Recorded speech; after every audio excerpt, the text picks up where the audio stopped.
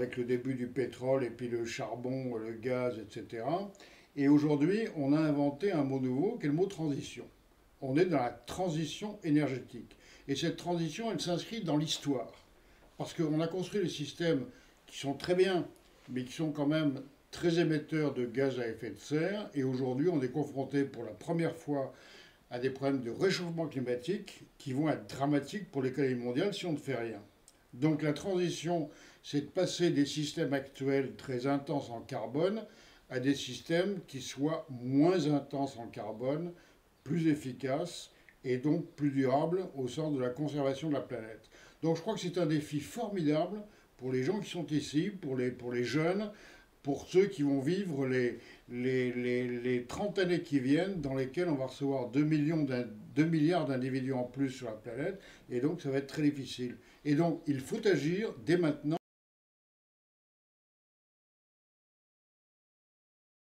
Il est clair que ce moment de débat et de construction d'un système énergétique, ou plutôt je dirais de systèmes énergétiques nouveaux au pluriel, est évidemment un moment de très grandes opportunités économiques. Opportunités économiques pour qui? Pour les entreprises qui opèrent à l'heure actuelle dans le domaine de l'énergie, que ce soit les producteurs, des distributeurs, des consommateurs, des agrégateurs, des intermédiaires, des traders, etc. Deuxièmement, c'est un moment où il y a plein d'initiatives nouvelles qui peuvent être prises. Donc, le lancement de nouvelles entreprises, de nouveaux projets, le lancement de nouveaux systèmes énergétiques par combinaison, ce qui est nouveau par rapport au passé. Ces opportunités, ce sont des créations d'entreprises, d'emplois non délocalisables, et donc ça, c'est très important.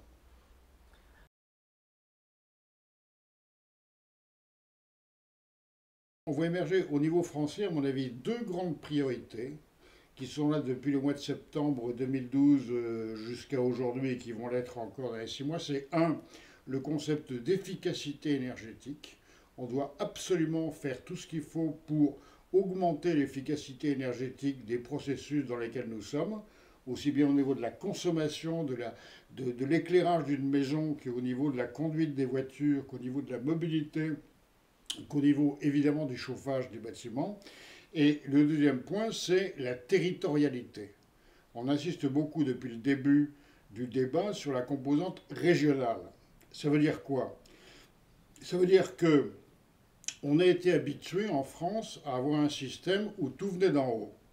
C'est un système jacobin, centralisé, étatique, où l'État ou les grandes entreprises locales parachutaient au niveau du terrain la solution qui s'imposait. Ça ne se discutait même pas. Aujourd'hui, on voit qu'au niveau des territoires, alors territoire, c'est des régions, des communautés de communes, des villes, les citoyens ont envie de participer directement à la construction de l'univers dans lequel ils vivent au quotidien.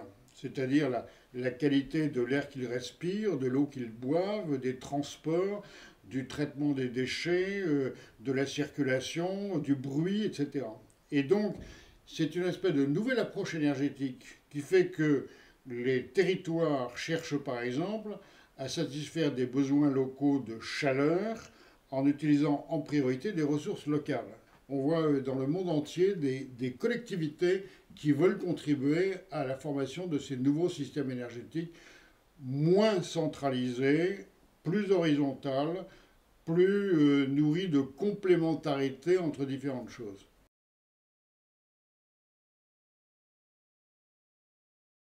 Le partenariat entre le public et le privé est très important. Je pense qu'il y a des actions privées, il y a des actions associatives, il y a des actions coopératives, il y a des actions municipales et qu'il faut un peu combiner ces différentes approches, là encore dans un souci de diversité.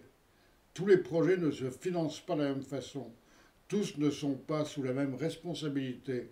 Et donc il faut mélanger les modèles pour arriver à trouver quels sont les bons modèles.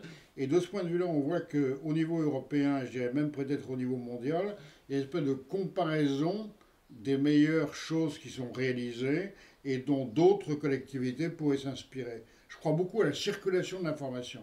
Et si j'avais un mot à donner sur la caractérisation du système énergétique global mondial, c'est le mot incertitude. Pourquoi incertitude? Parce qu'on a des incertitudes d'approvisionnement sur le pétrole ou le gaz, on a des incertitudes de sécurité d'approvisionnement sur l'électricité, on a des incertitudes sur l'évolution des prix et des coûts, on a des incertitudes sur l'impact et les effets du réchauffement climatique. Et donc, face à toutes ces incertitudes, la bonne réponse qui relève du bon sens, c'est de diversifier, d'utiliser toutes les ressources disponibles pour essayer de voir quelles sont les meilleures dans un mix, dans un bouquet énergétique dont on n'a pas de bouquet optimal. Mais on est à un moment où il faut faire du pragmatisme, essayer, expérimenter. Et ça me paraît très important.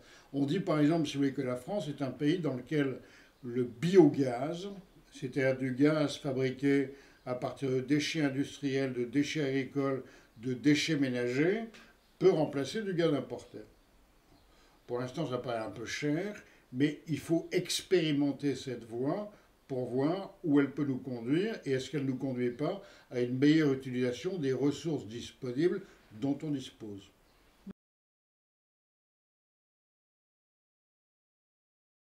Pour voir des projets, il faut de l'argent. Bon, il faut de l'argent, et cet argent, traditionnellement, il venait d'en haut.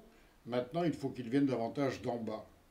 Alors, beaucoup de collectivités ne sont pas dans des situations financières très brillantes, mais à mon avis, il y a des systèmes à inventer, à mettre en œuvre pour mobiliser des ressources locales sur des projets locaux.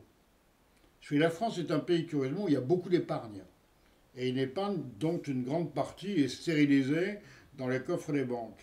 Bon. Je pense qu'il y a les moyens de mobiliser une partie de cette épargne disponible sur des projets qui constituent des créations d'entreprises locales, des créations d'emplois, qui concernent des chauffages urbains ou la rénovation de logements et de bâtiments, etc., où il y a une rentabilité qui peut être assurée, qui n'est pas de 15 ou 20%, mais qui peut être assurée. Et donc, il faut, je dirais, dégripper l'imagination locale pour essayer de trouver des nouveaux moyens. Je pense que là aussi, il y a des réformes à faire sur les prix de l'énergie. Et la hausse des prix de l'électricité cet été va dans le bon sens, hélas, hélas. Mais la classe politique a bloqué pendant des années des prix en ne répercutant pas les hausses de coûts. Et ça, pour nous économistes, c'est très gênant. Donc il faut des prix plus élevés qui permettront davantage de financement. Je pense qu'il faut des taxes peut-être plus élevées aussi. Et là, les régions peuvent jouer un rôle peut-être nouveau dans la collecte de nouveaux moyens financiers pour faire de l'innovation, créer des emplois et de la croissance locale.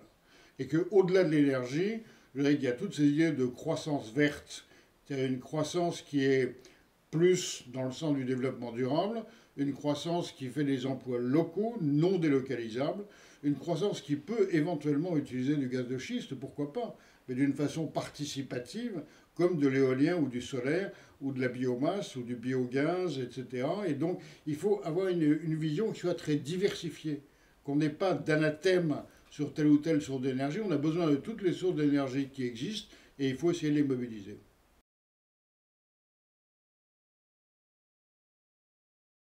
Il y a beaucoup de discussions sur les 3,20. Moi, personnellement, je suis très en faveur des 3,20. Bon, on ne sait pas d'où ils sont sortis, ces 3,20. Hein, sur quelle base de calcul sont fondés les 3,20, efficacité énergétique, réduction des émissions et part des renouvelables, on ne sait pas. Mais il y a un côté magique et commercial et marketing. 3,20 pour 2020, c'est facile à dire. Et finalement, on a quand même 27 pays au monde, les 27 pays de l'Union européenne, qui affichent des ambitions, hein, pour 2020, et des ambitions qui vont dans le sens de l'histoire et qui vont dans le sens de la transition énergétique. Donc moi j'applaudis, on n'a pas de politique énergétique européenne, mais on a une espèce de vision du futur qui est responsable, qui est fondée sur une bonne analyse du paysage mondial et du réchauffement climatique. Et je pense aussi que, en allant plus vite que les autres au niveau mondial, les pays européens, on peut se doter et créer des avantages comparatifs par rapport au reste du monde. Si on est les premiers à pouvoir innover les formes de production les plus efficaces énergétiquement, hein, et les moins carbonées possibles, c'est un atout que l'on peut construire sur le long terme et que j'espère on pourra vendre au reste du monde.